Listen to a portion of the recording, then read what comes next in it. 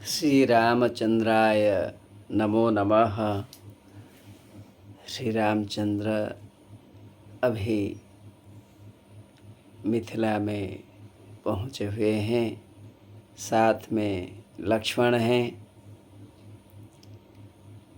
राजा जनक ने आदर सत्कार किया है ऋषि विश्वामित्र के साथ।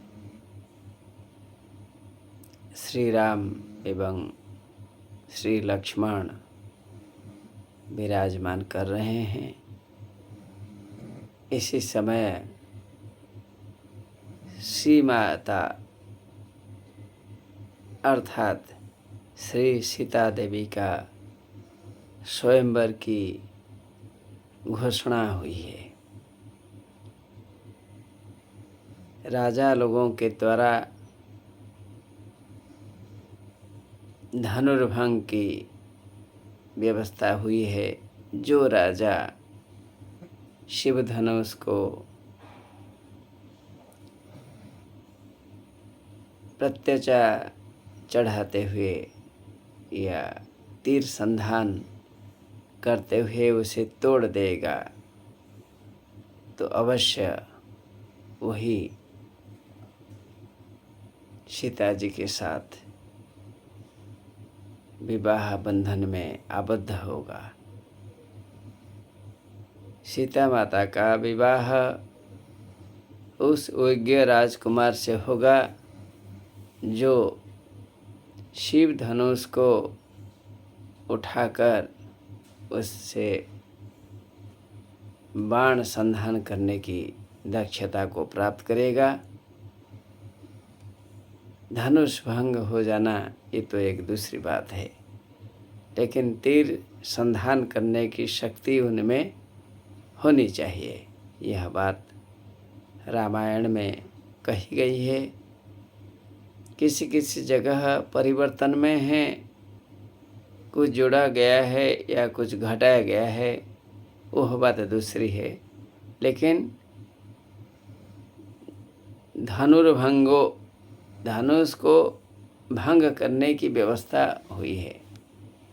धनुष में तीर चलाना और अपनी शक्ति से अगर कोई धनु को तोड़ देता है, श्री शिव जी का धनु को तोड़ देता है, वही तो बहुत बड़ा पुरुष हो जाएगा, राजपुरुष हो जाएगा या राजकुमार हो जाएगा। वो सबसे बड़ा राजकुमार होगा यदि कोई उस धनुष में तीर संधान करेगा और तोड़ देगा। ये तो बहुत बड़ी अपूर्व बात है।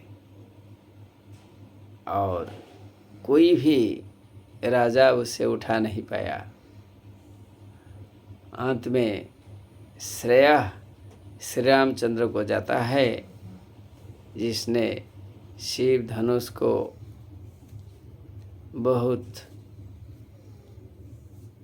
बिना क्लेश से उठाते हुए, बिना तकलीफ से उठाते हुए तीर का संधान करते हुए शिव धनुष को तोड़ दिया था।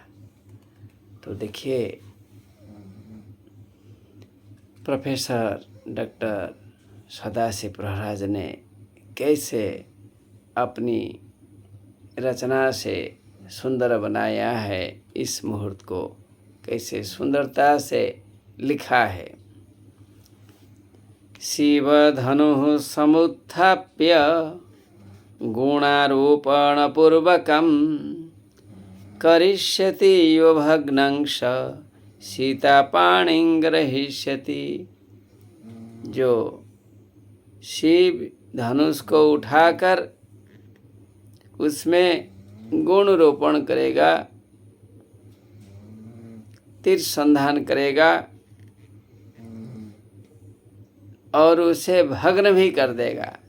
यहाँ लिखा गया है रामायण में, यदि कोई उसे भंग कर देता है, उठाना तो कई उठा सकते हैं, धनुष को तोड़ देना जो यहाँ कवि ने बताया है, यदि उसे तोड़ देता है, कोई राजकुमार यदि धनुष को तोड़ देता है वह सीता का पाणी ग्रहण करेगा। कंडीशन दे दिया है कवि ने। धनुष को उठाएगा और उसे तोड़ेगा, तोड़ देगा तो वही राजकुमारी सीता से ब्याह करेगा। एकैकश्च राजानो भंगाय धनुषस्तदा। एक एक राजा लोग धनुष को तोड़ने के लिए प्रयास किया।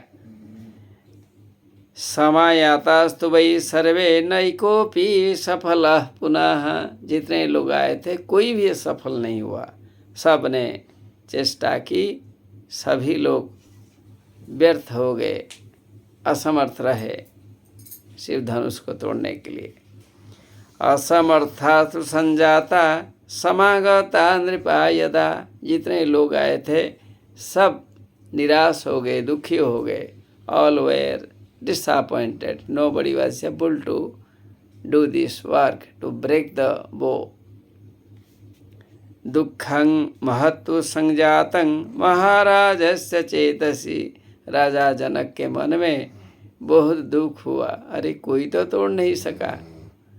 फिर राजा जनक बोल रहे हैं, सभास्थलं समागत्य दुखेन कथयत् तदा। अहो मम महत दुखम वीरशून्या वसुंधरा। सभा के मध्य भाग में आकर जनक ने अपनी दुख दर्द की बातें बतलाई कि बहुत बड़ी दुख की बात है कि धरती वीरों से शून्य हो गया। कोई वीर भी आज नहीं है जो कि यह काम कर सके। बहुत सुंदर ढंग से राजा जनक ने अपनी बात को रखी है। नमो नमः।